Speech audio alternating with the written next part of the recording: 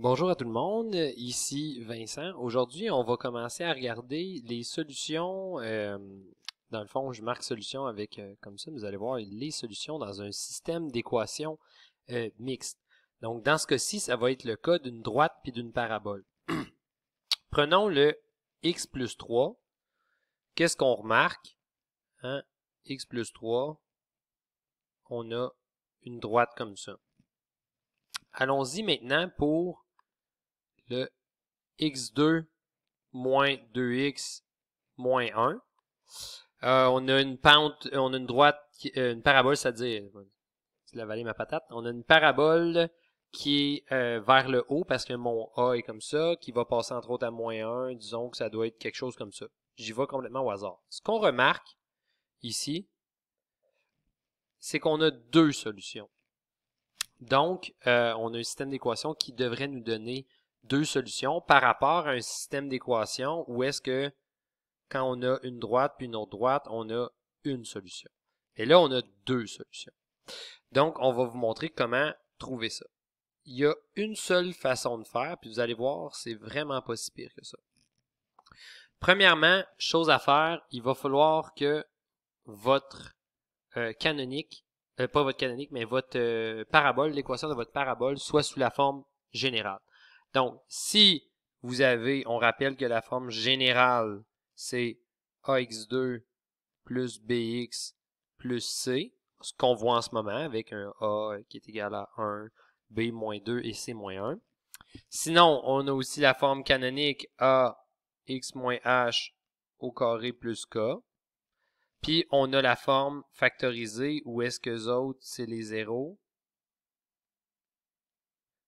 Bref, il faut que ça soit sur la forme générale. Donc là, je ne le ferai pas dans le cadre de cette vidéo-là, mais si vous avez une forme canonique, si vous avez une forme factorisée, la première des choses, c'est de la mettre sous la forme générale. Ensuite, ce qu'on va faire, en fait, on va faire la méthode de comparaison. On va chercher quand ma droite, x plus 3, est égale à ma parabole x2 moins 2x moins 1. Et là, ce qu'on va faire, c'est que tout simplement, on va mettre ça égal à 0. Donc, je vais traverser mon x ici, puis je vais traverser mon 3 également. Fait que je vais me retrouver à avoir 0 est égal à x2 moins 2x moins 1 moins x moins 3. Hein? Parce que si j'ai plus x, si je veux l'éliminer, je vais faire moins x. Puis si j'ai plus 3, si je veux l'éliminer, je vais faire moins 3. Donc ici, je vais me retrouver à avoir 0 est égal à x2. Et là, on va mettre ensemble, j'ai des x en commun. Donc, comme j'ai des x en commun, je vais les mettre ensemble. Donc, moins 2x moins x, ça va me donner moins 3x. Moins 1 moins 3, ça va me donner moins 4. Donc, je me retrouve à avoir x2 moins 3x moins 4 est égal à 0. Et là, c'est la bonne nouvelle. Cette étape-là, c'est la seule étape supplémentaire à faire parce que dans les faits, à partir de ce moment-là, on va faire quoi? On va faire la formule quadratique. Donc, on va faire moins b plus ou moins racine carrée du discriminant sur 2a. On va aller chercher ma racine carrée de mon discriminant, hein, qu'on se rappelle dans nos notes que c'est b carré moins 4ac. Ça va me donner racine carrée de moins 3, entre parenthèses, au carré, moins 4, fois 1 qui est mon A, fois moins 4 qui est mon C. Hein. On se rappelle que A, B, C. Si vous êtes rendu à regarder cette vidéo-là, vous êtes mieux de savoir ça. Et ça va me donner, je vais mettre ça dans ma petite calculette. Donc, je vais avoir moins 3 au carré, moins 4 fois 1 fois moins 4. Ça me donne 25. Racine de 25, ça va me donner 5. Donc, dans ma formule, ce que je vais aller chercher, c'est moins b. On se rappelle. Et là, très important, on ne va pas aller chercher le moins b de ça, là. On va, hein, pas de L en haut. On va aller chercher le moins b de qu'est-ce qu'on a ici dans notre forme qui est égal à 0. OK? Fait que c'est moins 3, moins b, moins 3. Ça va me donner 3, moins 5, sur 2a. A, c'est 1.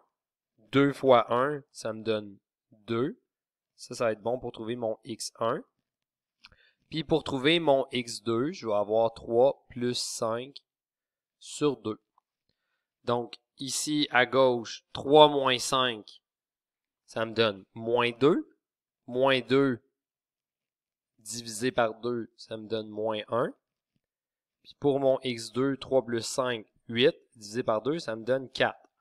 Donc, je vais avoir deux coordonnées, une coordonnée x1, y1, puis une coordonnée x2, y2.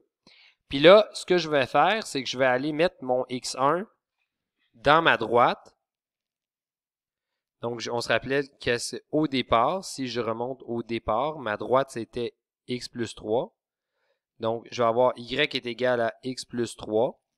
Je vais mettre là-dedans mon moins 1. Donc, y est égal à moins 1 plus 3. Donc, y va être égal à 2. Qu'est-ce qui se passe?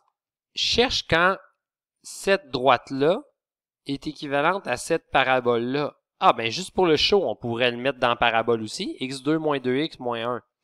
Fait que je vais mettre y est égal à x2 moins 2x moins 1. On va aller regarder qu'est-ce que ça donne. Fait que ça me fait mon x1 moins 1 au carré, moins 2 fois moins 1, moins 1. Fait que ça va me donner ici 1, plus 2, moins 1. Donc, moins 1 au carré, moins 2 fois moins 1, qui va me donner 2. Comme ça. Fait que je me retrouve à avoir exactement la même réponse de l'autre côté. Fait que je me retrouve à avoir un point qui est équivalent à moins 1, 2. Donc, mon x est égal à moins 1, puis mon y est égal à 2. Maintenant, on va aller trouver le deuxième point. Et là, le deuxième point, ça va être 4. Fait que je vais faire la même chose. Je vais marquer y égale 4 plus 3. Et ça va me donner 7. Puis pour mon autre règle, y est égal à x2. Donc y est égal à 4 au carré moins 2 fois 4 moins 1, je pense. Moins 1. Fait que ça va me donner 16 au carré moins 4 moins 1 qui va me... 16 en fait, moins 2 fois 4 moins 1. Ça me donne 7. Donc, mon deuxième point est égal à 4, 7. Donc, ma réponse finale va être égale à moins 1, 2 et 4, 7. C'est ça mes deux points. OK? Si on va sur GeoGebra, si je m'en vais sur GeoGebra ici, j'ai déjà mis ça ici dans ma droite. Puis ce que je trouve ici, c'est l'intersection. Ici, j'ai x plus 3. J'ai une intersection à moins 1, 2. Puis j'ai une intersection à 4, 7. Parce qu'il faut toujours se rappeler qu'est-ce qu'on est en train de chercher. Maintenant, un résumé juste pour le show. On va aller à la page complète. Donc, qu'est-ce qu'on a fait au début? On a fait la comparaison. Donc, on a mis la droite est égale à la parabole. Ensuite, on a tout chippé ça à droite pour mettre ça égal à 0. On aurait pu tout mettre à gauche. Ça aurait rien changé. Ça aurait quand même donné la même réponse, à moins qu'on ait fait une erreur de calcul. On a fait notre formule quadratique pour trouver mon x1 et mon x2. Et ensuite, on est allé mettre mon x1 ici dans ma droite et ma parabole. Ça m'a donné la même chose, soit 2. Donc, quand x égale 1, moins 1, c'est-à-dire mon y est égal à 2. Puis ma deuxième réponse, en fait, on est allé foutre ça dans ma droite, x plus 3, puis on est allé le mettre aussi dans la parabole. Et ça m'a donné 7. Donc, mes deux réponses est égale à moins 1, 2 et 4, 7.